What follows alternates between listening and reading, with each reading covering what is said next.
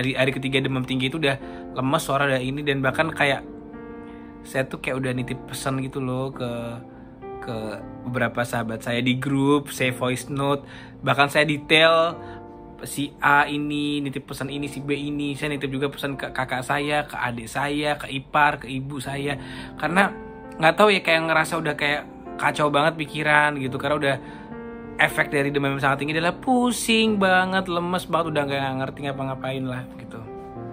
Sampai akhirnya besoknya demam udah berkurang, tapi ada penyakit baru muncul, diare. Lemes banget setiap habis diare, terus juga setiap habis diare, dan batuk-batuk mulai muncul nih. Demam berkurang, batuk udah muncul, tapi jarang. Tapi setiap muncul batuknya tuh disertai oleh darah segar. Jadi sebenarnya kayak udah lapor tuh ke suster. Jadi kalau ada apa-apa kan kita langsung WA tuh ke susternya, yang mungkin susternya nanti akan teruskan ke dokter. Jadi sampai setelah saya sampai keluar dari darah dan diare selama 2 hari, puncaknya besoknya lagi saya kesulitan bernafas, udah mulai agak sesek gitu kan. Akhirnya pagi-pagi, nah saya dicek lah saturasi oksigen. Jika sebenarnya saturasi oksigen itu kan ukuran normalnya 95-100 ya, saya tuh sampai di bawah 90. Hari ke-8 tiba-tiba saturasinya di bawah normal, jadi perlu pakai ini, dibantu sama oksigennya biar bisa menghirup udara dengan lebih baik.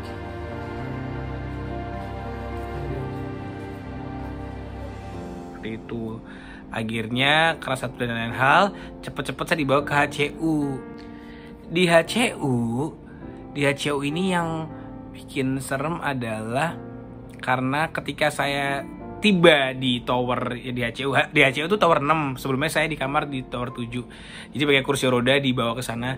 Pertama saya kan diinfus, terus habis itu kedua saya pakai alat oksigenasi ya, alat bantu oksigen, karena untuk agar saturasinya tuh saya nggak drop gitu, tetap di atas 95 gitu. Sampai sana, satu dingin banget karena saya kan nggak terlalu suka dingin, tempatnya dingin banget. Terus yang kedua di sana tuh memang kondisinya tuh yang banyak bapak-bapak yang asma, yang batuk cukup parah, dan suara-suara kayak penjual ice cream lewat. Pokoknya benar-benar ada suara tong segala macam, itu yang suara mesinnya itu yang cukup mengganggu. Kalau di kamar kita sendirian, di sini kita kayak rame-rame gitu loh, di satu ruangan kayak berdelapan kalau nggak salah, dengan kondisi cukup parah gitu. Bahkan 2 di sebelah kanan saya tuh pernah suatu ketika minta tolong saya malam-malam untuk memanggilkan suster karena beliau tidak bisa bernafas. Aduh, bapak itu semoga saat ini kondisinya sudah sehat gitu ya, atau setidaknya lebih sehat dibandingkan waktu saya ketemu beliau, karena waktu itu beliau kesulitan bernafas segala macam. Nah, yang menarik adalah ketika sampai HCU, itu kan siang tuh, malamnya itu saya disuntik untuk diinfus untuk dimasukkan antibiotik. Nah, dites dulu disuntik di tangan kiri saya, apakah saya alergi terhadap obat itu gitu. Dan udah 3 kali guys, 3 jenis obat berbeda, 3 kali disuntik, semuanya bengkak, kayak gatel-gatel, bengkak membesar. Akhirnya diputuskan untuk tidak ditambahkan antibiotik itu karena nggak ada yang cocok, daripada saya akhirnya gatel-gatel atau badan bengkak segala macam. Ini titik-titik kemarin disuntik, ada coba cairan antibiotik buat diinfus, dan 3 cairan tersebut sama-sama ternyata alergi, membengkak semuanya. Jadi sekarang infus yang antibiotiknya belum dikasih karena tubuh menolak semua dan agak gatal-gatal. Di malam pertama itu di HCU saya lumayan ya, sempat tidur lah lumayan gitu, paling balik pagi-pagi kayak jam 2 atau jam 3 ya kalau nggak salah, itu karena saya diare, karena diare masih berlangsung kan, tapi demamnya udah berkurang, cuman masalah asma nih, sesek gitu, batuk-batuk gitu. Terus habis itu, nah di malam kedua itu guys, tiba-tiba saya udah sampai saturasi saya udah 80-an. Jadi saturasinya tuh kalau di bawah 92 alatnya tuh kayak ngasih warning gitu kan, sinyal. Jadi kayak ada suara yang berbeda, dan tuh saya malam-malam tiba-tiba sampai 85 kalau nggak salah, dan saya kesulitan bernafas. Dan saya coba lepas, ketika lepas tuh bener-bener yang udah sesek banget, karena saya tuh ya bukan bandel sih, tapi lebih karena kalau ngelepas pengen tahu kalau tanpa alat itu bisa nggak sih di atas 95 saturasinya. Ternyata nggak bisa, bahkan drop, dan saya panggil susternya, sus nih kok makin ini segala macam. Barusan habis swab ulang, dan ini lebih sakit sih dibandingkan yang pertama yang 2 minggu lalu ya. Teman-teman percaya nggak percaya, itu sebenarnya saya yang kayak ngeliat tiba-tiba kayak merem ngeliat bintang-bintang, ya sugesti atau apa ya. Terus jujur banget, saya tuh udah ada di pikiran kayak ngerasa mau pergi kayak udah dipanggil, karena memang ya ditambah kondisinya batuk darah tuh masih ada juga. Dan hasil ronsen saya yang terbaru itu memang paru-paru saya kayak udah kondisinya kata mengkhawatirkan lah, putih-putih gitu. Jadi sampai udah di malam itu saya udah pasrah. Saya sempet cerita ke 1 atau 2 sahabat saya terdekat saya gitu. Terus kayak sebenarnya kayak udah ngasih sinyal pamit juga. Mungkin berlebihan ya, tapi bener-bener dari saya yang awalnya tanpa gejala ngerasa 2 hari baik banget, tiba-tiba demam 3 hari parah, terus akhirnya sekarang di momen masuk HCU saturasinya sampai di bawah 90, kayak udah pasrah aja gitu, kayak udah wah ini kok kayaknya udah gitu loh. Mana di HCU itu kan yang udah parah-parah kondisinya, jadi kayak aduh ya Allah, pokoknya bener-bener kayak udah mohon ampunan ke Sang Pencipta, bener-bener udah segala macam gitu. Oh iya, dari zamannya demam tinggi banget di kamar sampai ke HCU, ya otomatis saya sholatnya udah nggak berdiri ya. Saya ibadahnya tuh sambil tiduran, bahkan duduk aja juga udah sulit gitu. Jadi itu di malam kedua di HCU saya kayak udah pasrah dengan kondisi kayak gitu. Bener-bener kayak inget-inget kebaikan-kebaikan orang, kayak apa ya, ngerasain banget waktu itu, pingin banget ngomong sama orang yang orang yang bener-bener saya sayang banget. Saya lebih fokus untuk nafas aja itu susah gitu. Dan itu sebenarnya ibu saya, bapak saya nanya gimana saya bilang ya oh ya ini baik atau gitu-gitu aja, karena saya nggak mau menceritakan detail, lebih ke arah gini sih, susah untuk menceritakannya gitu. Tapi bisa dibilang saya udah mengucapkan kayak makasih, maaf juga ke orang tua saya gitu-gitu.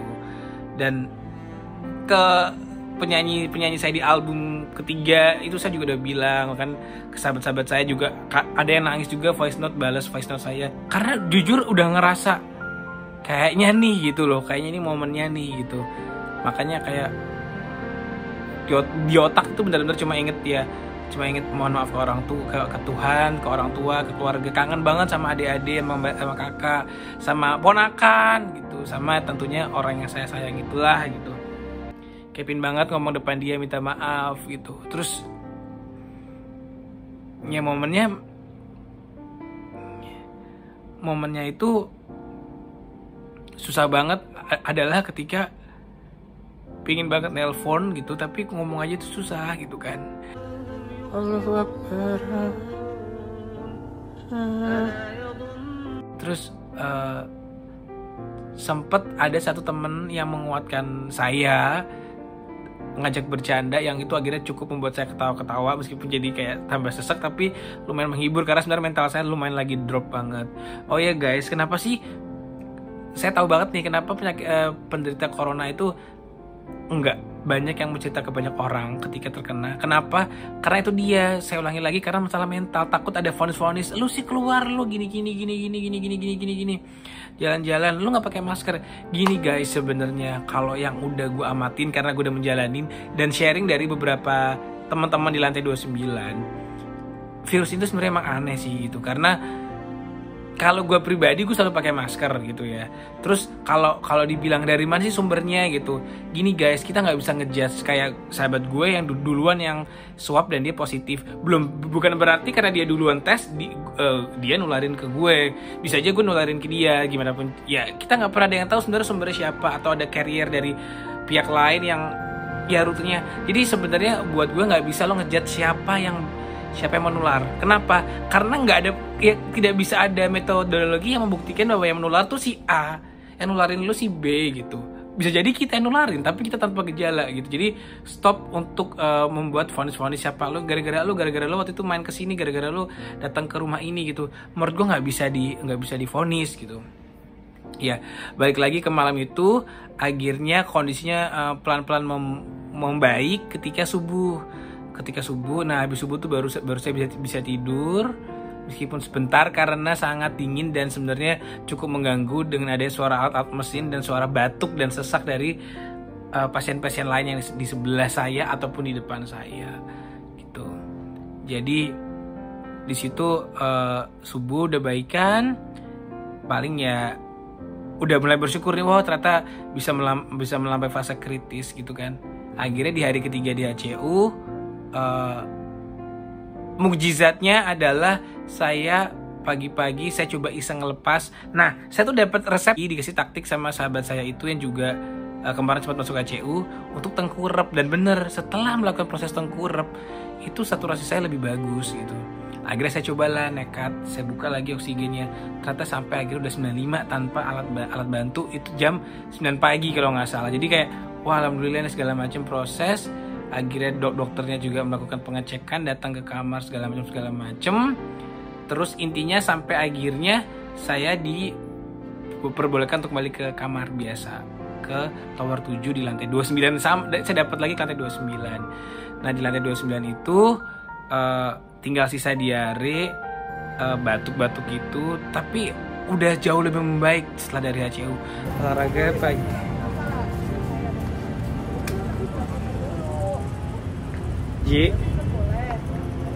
Nah, singkat cerita, akhirnya di swab kedua itu saya hasilnya bagus ternyata, dan saya boleh pulang. Dan dalam waktu 12 hari saya udah bisa pulang, dan bersyukur banget sebenarnya. Kenapa? Karena biasanya kata susternya pun kalau udah di HCU itu biasanya bahkan lebih dari 20 hari, bahkan ada sampai 40 hari di sana gitu.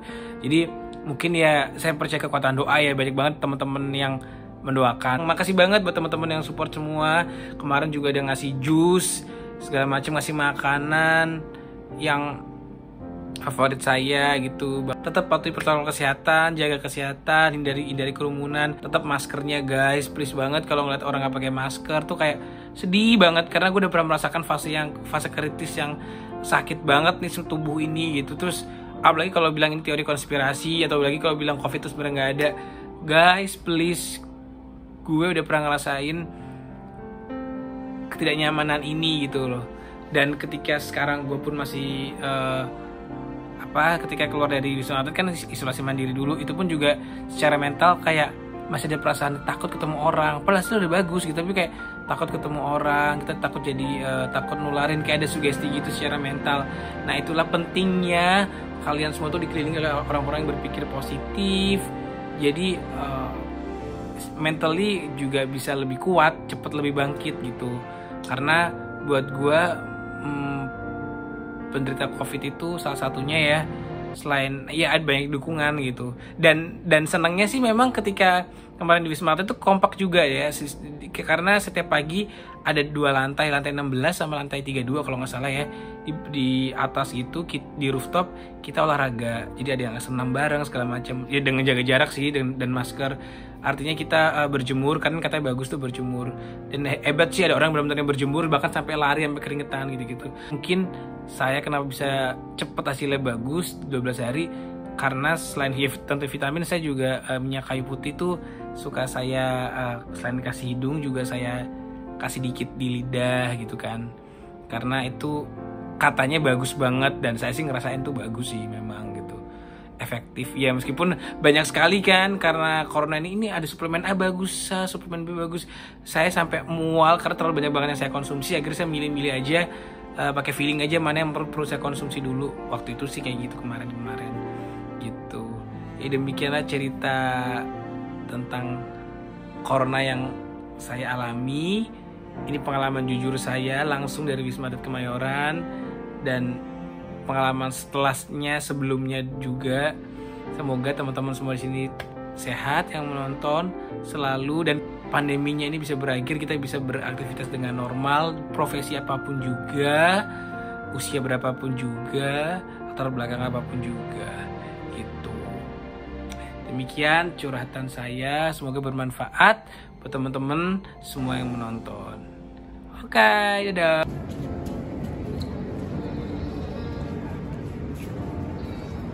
Cuman sini nggak enaknya dibandingkan di kamar adalah toiletnya agak jauh, jadi gue yang bolak-balik 1,5 jam lah paling lama ke toilet buang air kecil. Itu agak ribet banget di sini sebenarnya, dan dingin banget di sini sih. Jadi ya plus minus lah. Cuman memang toilet deket tuh ngaruh banget sih, enak banget buat mobilitas. Nah, sekarang hari ke-8, tadi pagi subuh tiba-tiba batuk banget. Kemarin batuk masih dikit-dikit, sekarang malah jadi batuk banget, terus agak sesek, terus saturasinya udah pakai oksigen gini pun masih sempet 89, agak-agak enak. Ini enak lagi makan. Bapak alergi ya? Apa? Alergi ya? Iya, alergi.